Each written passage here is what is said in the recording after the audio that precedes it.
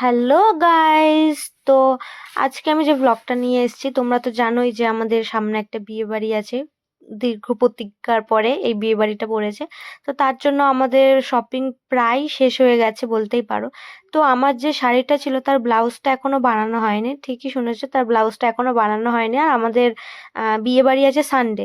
তো তার জন্য আমি কাটাতে গেছিলাম ব্লাউজটা, দেখতেই পাচ্ছ। আর আমার শাড়িটার মানে একটু কাল কালো সামথিং অর নীল সামথিং অর সবুজ সামথিং, কিছু একটা মিশ্রণের কালার। তার সাথে রেড নয়, এটা পিঙ্ক। ক্যামেরাতে রেড দেখাচ্ছে বাট অ্যাকচুয়ালি এটা পিঙ্ক। তো ওটা ধারগুলো আমি গিয়েছিলাম কাটাতে, কাটিয়ে ওটা যে মুড়ে নিলে, না হলে যে সুতো সুতোগুলো বেরিয়ে যায় সেগুলো যাতে না বেরোয়, তো তার জন্য আমি মুড়ে নিয়েছিলাম। আর কালকে অতিরিক্ত ঠান্ডা পড়েছিল, শুনেছি এই ইয়ারে অনেক বেশি ঠান্ডা পড়বে, তাই সবাই সাবধানে থেকো। তারপরে বাড়ি এসে একটু চা খেয়ে ব্লগ